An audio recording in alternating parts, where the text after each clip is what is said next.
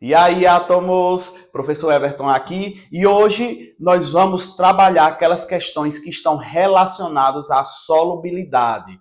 Então vejam só, é muito comum nas questões do Enem e também do seriado da UPE, a gente topar com aquelas questões que questionam polaridade, solubilidade, apolaridade, interação intermolecular dessas moléculas, desses compostos orgânicos. E aí a gente precisa, primeiramente, entender o que significa essa polaridade, o que significa essa solubilidade e, principalmente, como é que a gente pode identificar nas estruturas. Como vocês estão vendo aí nessa questão, que foi do Enem de 2025, a gente vai ser exposto a várias estruturas e ele vai nos pedir para a gente fazer uma análise, para a gente identificar qual é aquela estrutura que possui uma melhor interação com a água, no caso de hidrossolúveis, ou no caso de gorduras, no caso das estruturas lipossolúveis.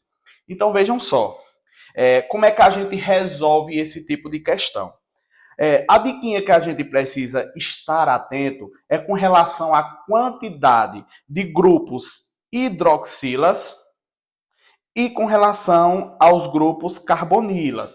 A presença de um elemento eletronegativo, ele muda a reatividade da questão, da estrutura. Então, por exemplo, se dentro de minha estrutura eu tenho elementos eletronegativos, como é o caso do flúor, do oxigênio, do cloro, do nitrogênio, essa minha molécula ela vai ter um comportamento diferente, principalmente quando diz respeito à solubilidade em água, porque ela fica facilmente reativa para atrair essa molécula de água e aí gerar uma ponte de hidrogênio, né? Uma atração com os hidrogênios da molécula de água. Então vejam só, aquela molécula que possui a maior quantidade de hidroxila e de grupo carbonila, ela será hidrossolúvel, será mais polar. E aquelas moléculas que não possuem ou possuem em menor quantidade, ela vai ter uma reatividade menor com a água, logo a gente diz que ela tem uma baixa polaridade, ou chamamos de apolar,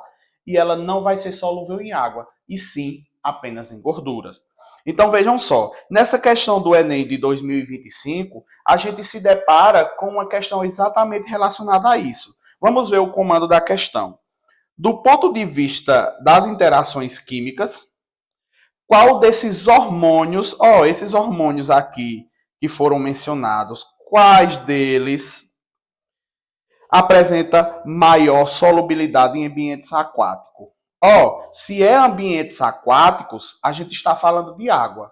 Para uma molécula ser dissolvida em água, ela precisa ser polar, ela precisa ser rica em hidroxila e carbonila, precisa ter oxigênio, precisa ter elemento eletronegativo.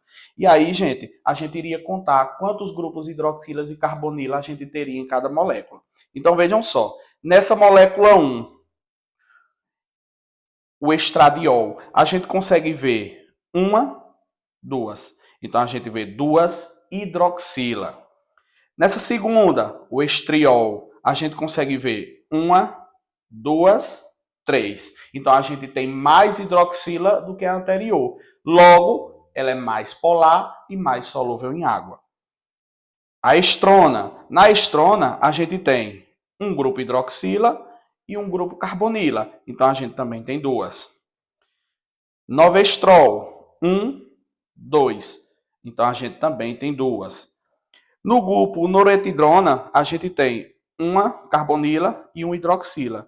Também tem dois. Então, o estriol, que é aquele que a gente conseguiu identificar 3 grupos com oxigênio, ele vai ter uma reatividade melhor com a água.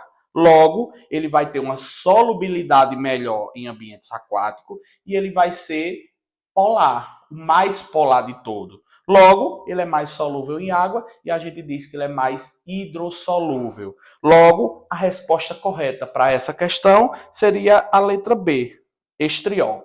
Valeu!